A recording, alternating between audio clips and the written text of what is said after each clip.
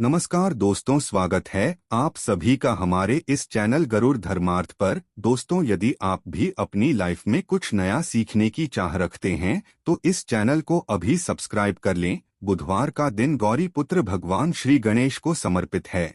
इस दिन गणेश जी की पूजा अर्चना की जाती है। भगवान गणेश विघ्नहर्ता माने जाते हैं। कहा जाता है कि गणेश जी जिन जातकों पर प्रसन्न होते हैं उनकी सभी विघ्न बाधाएं दूर हो जाती हैं। ऐसे में गणेश जी की कृपा पाने के लिए बुधवार के दिन उनकी आराधना जरूर करनी चाहिए। शास्त्रों में भी मान्यता है कि जिस जगह विघ्न विनाशक का वास होता है वहां रिद्धि सिद्धि शुभ लाभ और मां लक्ष्मी भी विराजती है। भगवान गणेश की कृपा से जातक के जीवन में सब मंगल ही मंगल होता है। बुधवार का दिन बिगड़े कामों को बनाने के लिए उत्तम माना जाता है। साथ ही इस दिन कुछ उपाय करने से विघ्नहर्ता श्री गणेश की कृपा प्राप्त होती है और जीवन के सभी कष्ट दूर होते हैं। तो चलिए जानते हैं बुधवार के उपाय। हमारे शास्त्रों और पुराणों में कई रहस्यमय मंत्रों के बारे में बताया गया है। यह मंत्र बहुत ही शक्तिशाली और चमत्कारिक है। इन मंत्रों के उच्चारण से हमारे आसपास एक पॉजिटिव ऊर्जा का निर्माण होता है।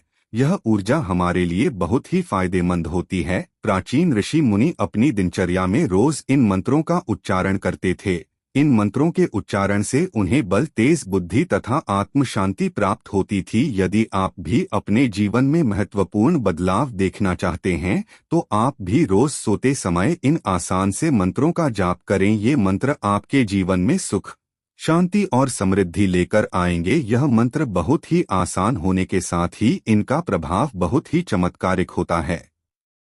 प्रातःकाल जागने से लेकर रात्रि को सोते समय तक अलग अलग मंत्रों के बारे में हमारे शास्त्रों में बताया गया है। इसके साथ ही हम सभी के घर में जो भी बड़े बुजुर्ग होते हैं वे रोज हमें कुछ ना कुछ अच्छी बातें सिखाते ही रहते हैं। घर में अच्छे संस्कार डालने का काम भी घर के बड़ों का ही होता है। हमारे घर में रोज जिन नियमों का पालन किया जाता है उन्हीं नियमों पर हमारे घर की परिस्थिति निर्भर करती है। हमारे घर में यदि रोज अच्छी बातों का पालन किया जाता है और घर के लोगों में नियमबद्धता हो तो वहां सदैव सुख, समृद्धि और शांति रहती है। और यदि हमारे घर में किसी भी प्रकार का अनुशासन नहीं है और ना ही कोई नियम कायदे बनाए गए हों, बड़े बुजुर्गों की सीखों को अनदेखा किया जाता हो तो उस घर में सदैव कलह है और दुख की परिस्थिति बनी रहती है। भगवान श्री कृष्ण ने गरुड़ जी को मनुष्य के आचार विचार संबंधी बहुत ही महत्वपूर्ण ज्ञान दिया है। यदि मनुष्य शास्त्रों के नियमों का पालन सही से करता है तो उसके जीवन से 90% परेशानियां अपने आप ही खत्म हो जाएंगी। शास्त्रों के ये नियम हमारे शरीर को स्वस्थ रखते हैं, हमारे मन को भी शांत रखते हैं। इन नियमों का पालन करने पर आप कभी मानसिक रूप से बीमार नहीं होंगे।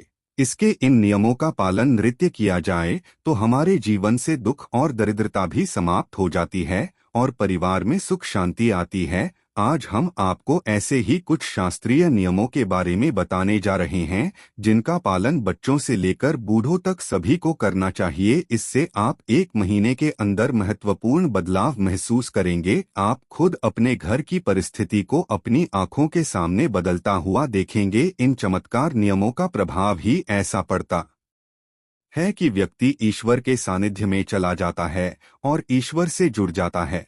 तब उसके जीवन से सभी प्रकार के दुख खत्म हो जाते हैं। आइए जानते हैं उन महत्वपूर्ण नियमों के बारे में। दोस्तों, वैसे तो हमारे सभी धर्मशास्त्रों में प्रातःकाल सूर्योदय से पहले ही उठने के लिए सर्वोत्तम समय माना गया है, परंतु आजकल की अनियमित दिनचर्या में यह असंभव सा लगता है।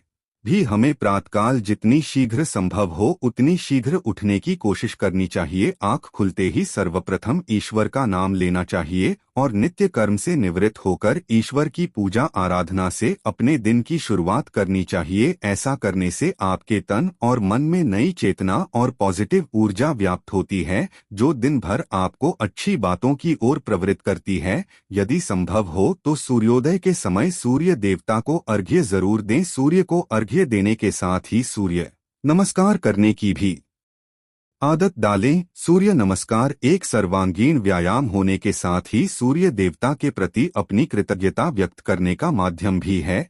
सूर्य मंत्रों के साथ सूर्य नमस्कार करने से मानसिक प्रसन्नता और शांति मिलती है और साथ ही निरोगी काया और जीवन के प्रति उत्साह भी जागृत होता है। इसलिए रोज सूर्योदय के समय सूर्य देवता को नमस्कार करने की आदत डालें। दोस्तों, पेड़ पौधों को ईश्वर का विशेष आशीर्वाद प्राप्त रहता है। ऐसे पेड़ पौधों की हमारी हिंदू संस्कृति में भगवान की तरह ही पूजा की जाती है। ऐसा ही एक अत्यंत पवित्र पौधा है तुलसी का पौधा। यह पवित्र पौधा हर हिंदू घर में होना ही चाहिए। शास्त्रों में कहा जाता है कि जिस घर में तुलसी वृंदावन नहीं है वहाँ श्री हरि का वास भी नहीं है, और जहाँ श्री हरि का वास नहीं है वहाँ लक्ष्मी जी का वास कैसे हो सकता है।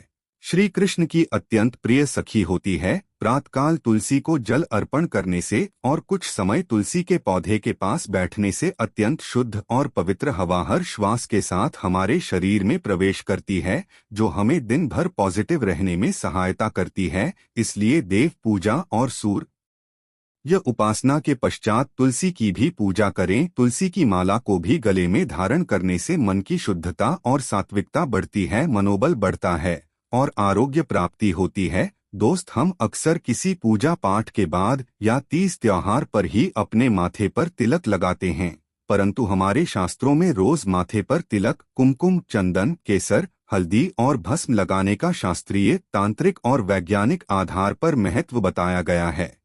माथे के बीचों बीच इन सभी में से कोई एक भी चीज लगा लेने से व्यक्ति के मन की एकाग्रता बढ़ती है, मानसिक तनाव कम होता है, आध्यात्मिक शक्ति बढ़ती है, जिससे तन और मन में का अनुभव होता है और बुरी शक्तियां चाहकर भी हमारे आसपास नहीं आती हैं।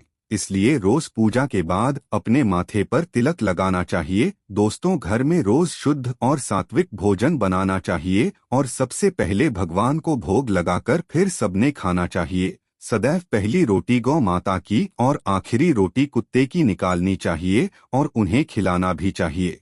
संध्या काल में भी नियमित रूप से अपने पूजा स्थान पर दीपक अवश्य जलाएं। साथ ही हो तो घर के सभी सदस्य मिलकर ईश्वर की उपासना करें और श्लोक, भजन या मंत्रोच्चार करें। भगवत गीता या रामायण जैसे पवित्र ग्रंथों का पठन करना भी श्रेष्ठ होता है। इससे घर का वातावरण सुखद और शुद्ध होता है और साथ ही घर के लोगों में सुसंस्कार भी जागृत होते हैं। शाम को तुलसी के पास भी दिया जलाए। घर की सारी नकारात्मकता चुटकियों में दूर हो जाती है। घर में नियम रूप से छोटे ही सही परंतु धार्मिक अनुष्ठान आयोजित करते रहे, इससे आपका पुण्य द्विगुणित हो जाता है। दोस्तों, जिस प्रकार हमें प्रातःकाल उठकर सबसे पहले ईश्वर का स्मरण करना चाहिए, उसी तरह रात्रि में सोने के पहले भी ईश्वर को स्मरण करके ही सोना चाहिए। हर अच्छी बात के लिए आभार प्रकट करना चाहिए और हर गलती की क्षमा मांगनी चाहिए। घर में रोज अपने बड़े बुजुर्गों को प्रणाम करने की आदत डालें और उनका बहुमूल्य आशीर्वाद की सौगात प्राप्त करें। हर ये मान्यता है कि यह मंत्र दिमाग को शांत करके अच्छी नींद लाने में सहायक है। कहते हैं कि इस मंत्र के उच्चारण से सारे अंदर के डर हट जाते हैं और दिमाग को मानसिक बाधाओं से बाहर निकालने में मदद करता है। इसके अलावा आप इस मंत्र का उच्चारण भी कर सकते हैं। या देवी सर्वभूतेषु निद्रा रूपेण संस्थिता नमस्तस्य नमस्तस्य नमस्तस्य नमो नमः। तो दोस्तों, इस प्रकार से यदि आप नित्य इन नियमों का पालन करते हैं तो माँ लक्ष्मी और भगवान श्री कृष्ण की कृपा आप पर सदैव ही बनी रहेगी। आशा है कि आज की इस प्रस्तुति में बताई गई जानकारी आपको अच्छे से समझ आ गई होगी। वीडियो अच्छा लगा हो तो एक लाइक अवश्य कर दें। धन्यवाद वीडियो के अंत तक बने रहने के लिए।